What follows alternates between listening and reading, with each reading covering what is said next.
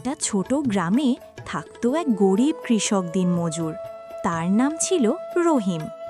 রহিম খুব গরিব ছিল, কিন্তু সে ছিল খুব ভালো মানুষ।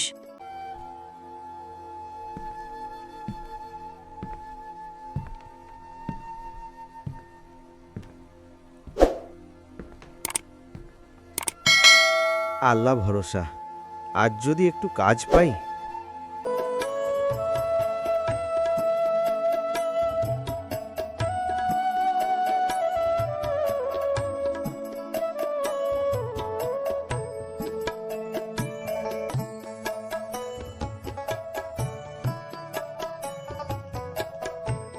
রহিম সারা দিন মাঠে কাজ করত, রোদে পুড়ে যেত, সন্ধ্যায় খুব ক্লান্ত হয়ে বাড়িতে ফিরত।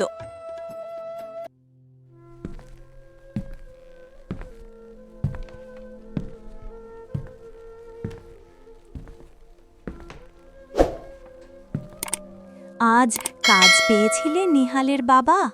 না গো নিহালের মা, আজ কাজ পাইনি আমি। আব্বা, আজ আমরা ভাত খাবো। রহিম চুপচাপ দাঁড়িয়ে আছে, সে কিছু বলছে না, ধীরে ধীরে আকাশের দিকে তাকাচ্ছে। তার মুখে কষ্ট ও চিন্তার ভাব। হে আল্লাহ, আমার স্ত্রীর সন্তানের মুখে হাসি ফুটাতে পারবো না আমি। একদিন পর রহিমের বাসার সামনে দিয়ে খুব সকালে হেঁটে যাচ্ছিল এক সাধু। হঠাৎ তার অনেক জল পিপাসা পায়। কেউ কি বাসায় আছেন মা? আমার খুব জল পিপাসা পেয়েছে, একটু পানি খাওয়াতে পারবে মা?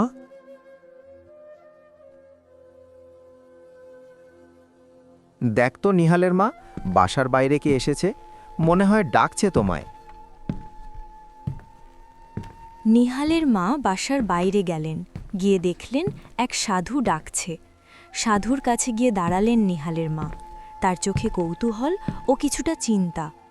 আমার খুব জল পিপাসা পেয়েছে, জল খাওয়াতে পারবে মা? একটু অপেক্ষা করুন সাধু বাবা, আমি আপনার জন্য জল নিয়ে আসতেছি।